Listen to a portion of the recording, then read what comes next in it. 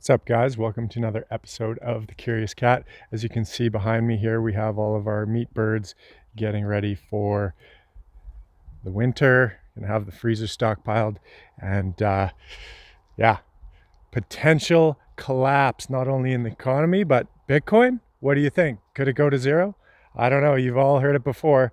Bitcoin is a Ponzi scheme. It's going to zero. It can't last. Magic internet money. You've heard it all. So in this video, I'm going to talk a little bit about that, kind of what I see as some of the downside risk for Bitcoin, what could really push the price down, and stuff like that. So with that being said, if you haven't already, please subscribe to the channel, like the video, share it with friends and family.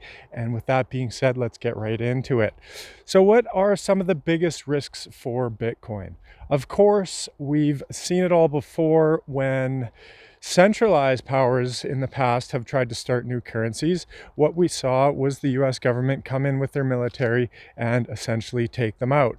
And when you have a centralized body or centralized government or whatnot that tries to create a new currency and tries to find ways around the US dollar, then basically they have a centralized point of attack. So that's been the beauty about Bitcoin and its decentralized nature.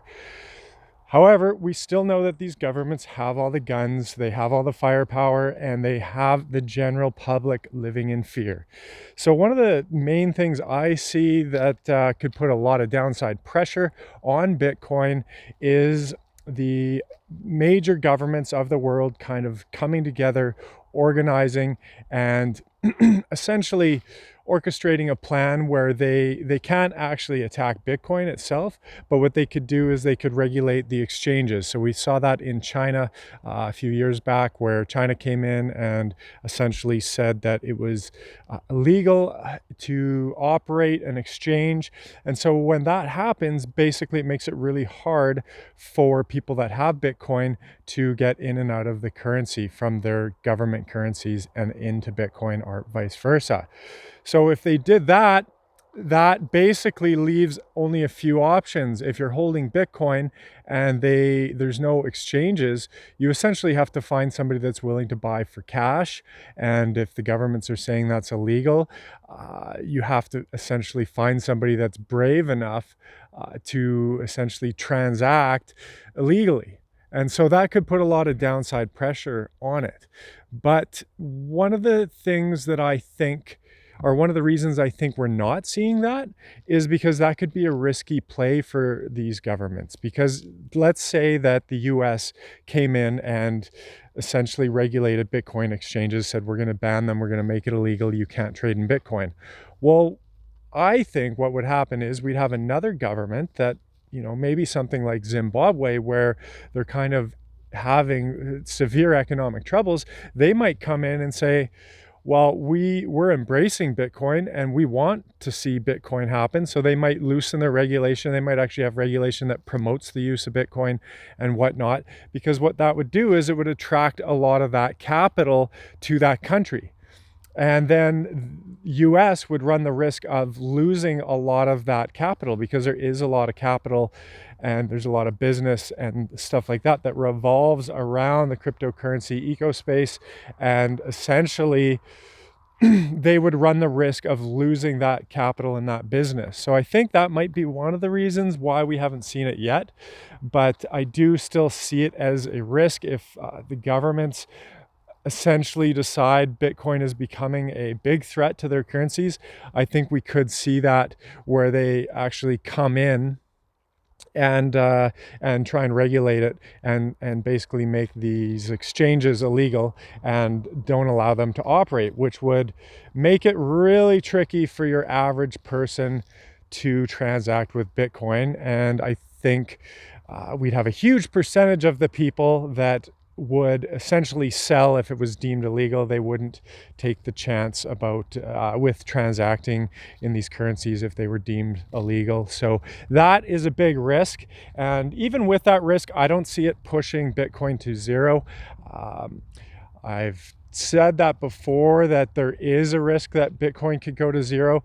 And I don't see it as much of a risk, but I think we have to acknowledge that it is possible. Anything is possible. Essentially, it has only 11 years of transactional history. It's only been around that long.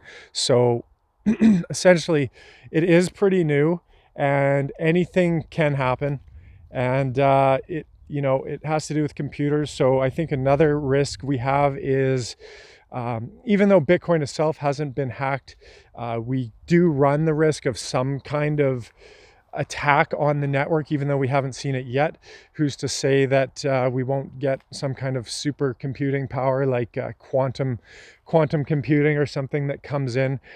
But even if that happened, we have bigger problems that would arise, because the traditional banking system would be even more exposed to that threat if we had quantum computing come out and be able to all of a sudden crack all of the codes and get into all of the banking system and whatnot. So that is still a risk, that the network could get hacked or something like that. That would put some downward pressure. Highly unlikely. It is the most secure network in the world, and that's one of the things I love about it. Another thing that I recently read this article, really interesting article, kind of about Bitcoin versus gold, and it wasn't saying that Bitcoin had no value, but it discussed some of the longer term challenges that Bitcoin has. And that is the fact that the network takes a ton of power and a ton of hardware to maintain. And essentially, the thing is that in order to secure this network, and for the price to remain stable and all that, we basically have to continually be adding hardware to the network, and we have to be putting in lots of power to essentially maintain this network. So even after we mine the last Bitcoin in 2040 or whenever that is, we still need to maintain the network. So that means we still need to be dumping in a tremendous amount of resources in the form of energy and computer upgrades and computer maintenance. And there's also these huge warehouses that basically house all of the supercomputers that mine Bitcoin and maintain the network. And so these buildings need maintenance. There's expenses associated with that.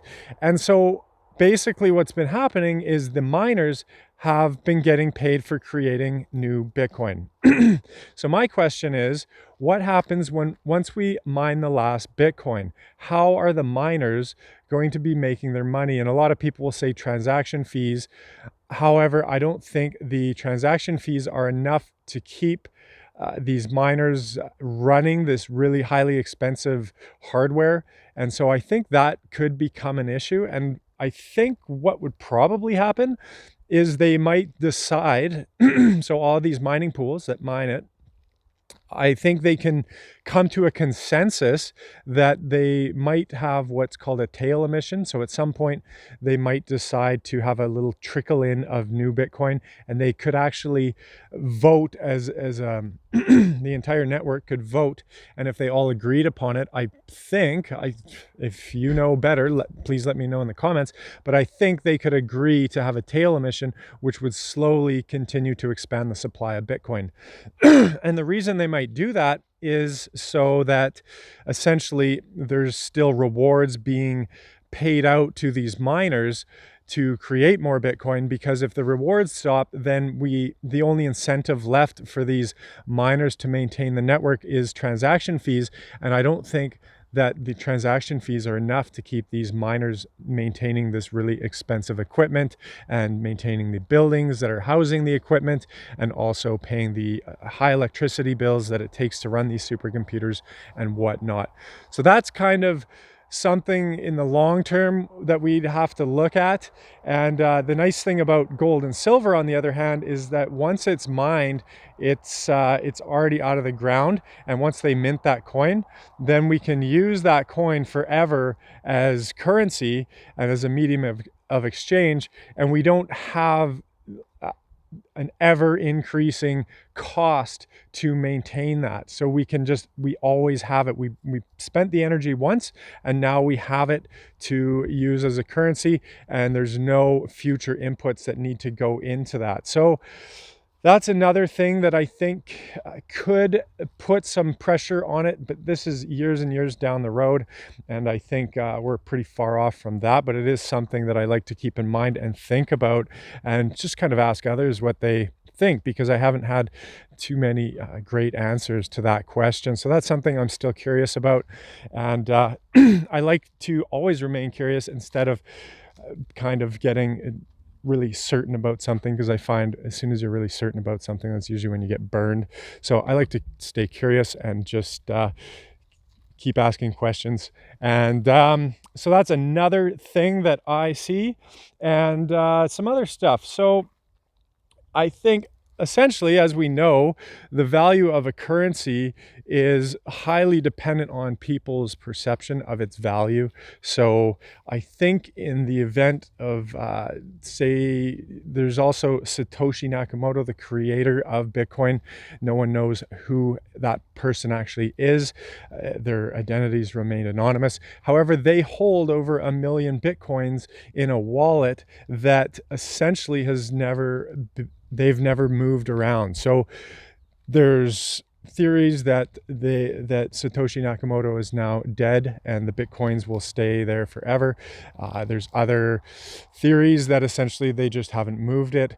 The one thing I think is, if they have 1 million Bitcoin, and if at some point they came and dumped those, let's say we hit an all-time high of 100K or something like that, and they came and dumped all the Bitcoin onto people all at once, that could put a huge amount of downside pressure on the price. And we could essentially get a lot of people that get scared and start selling Bitcoin, because you have the people, if they buy in at all-time highs, say they buy in right at 100K and it starts dropping really quick, well, they're going to be looking to recover their capital. So I think a lot of people would be forced to sell. It's the people that bought way down under $100, under $1,000.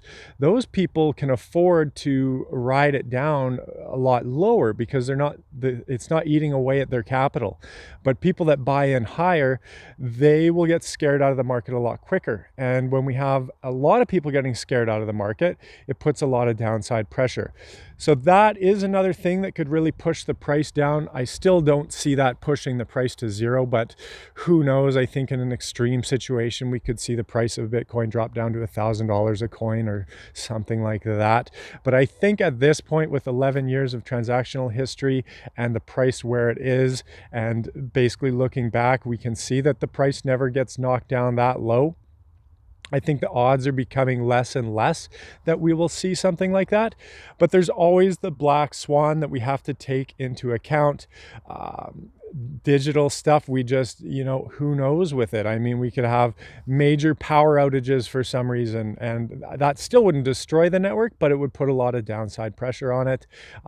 We could have major viruses or some kind of problem with technology, that kind of stuff. So I always like to stay diversified, and I like my silver for that, because if we say the government came in and said, oh, exchanges are banned, blah, blah, blah, a lot of people wouldn't accept Bitcoin. So if you're trying to move around the country or get out of the country or buy some food or something like that, a lot of the boomers aren't going to accept Bitcoin, especially if it's illegal. They're not going to take that kind of risk. They don't know how to use it, all that. So I think in that case, that's where I like to have my silver as a backup, and that way I can come in and transact with that at that point.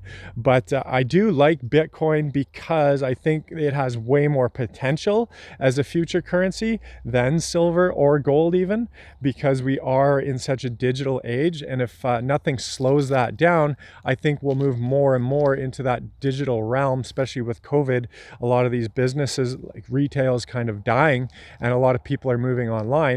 Well, we need some kind of currency that we can transact with online. And we also, as we're seeing, we need a hard money, because if we don't, the governments will just essentially rob us and counterfeit the money and print it into the ground. So that's why I see huge potential in Bitcoin. I don't see it as likely that it would ever go to zero, but I still do maintain the belief that it is possible. Not probable, but possible. I think anything is possible, and there are some ways. I think, as again, I think highly unlikely, but it is possible. And That's why I never want to have all my eggs in one basket, especially if you're kind of new to Bitcoin and you're buying in at these higher prices, because you don't want to come in with 100,000 right now and buy Bitcoin at the current price and then have the price tank and essentially your capital drops down to 1/10. I mean, we have to acknowledge that that is a possibility. Maybe it's not likely, but it is possible.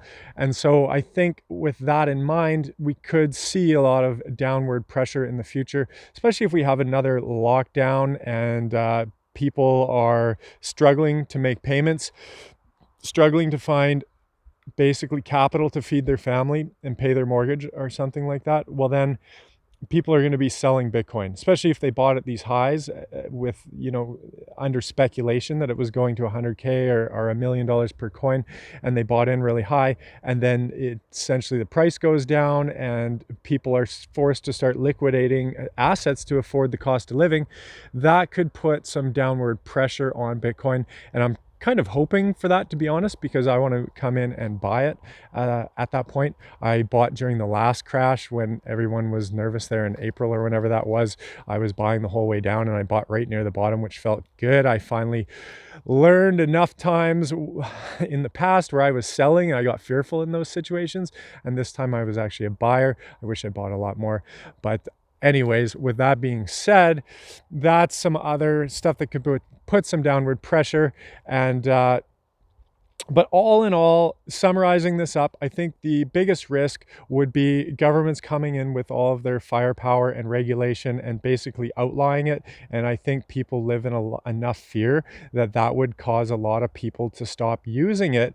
And if we didn't have a certain government or jurisdiction somewhere that would embrace it, where the Bitcoin capital could flow to, it could get really difficult for Bitcoin holders to transact with it and to exchange it into government currencies.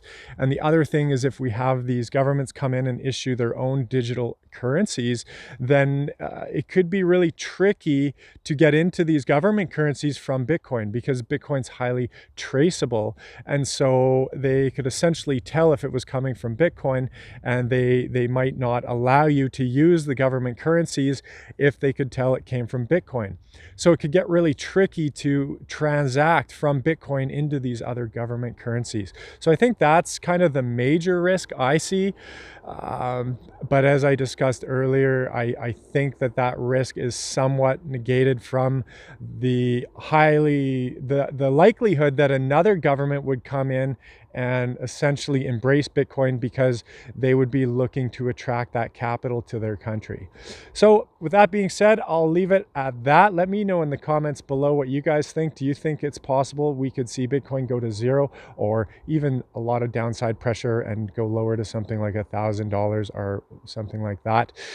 What do you guys see as risk for Bitcoin? Do you see it as having any risk? Are you all in? Do you like to stay diversified? Let me know what you guys are thinking. I always like to see what others are thinking, but those are my thoughts on it. And so with that being said, thank you so much for your attention, signing in, tuning into the video, and I hope you guys enjoyed it. With that being said, God bless. Have a fantastic day wherever you are, and we'll see you guys in the next video.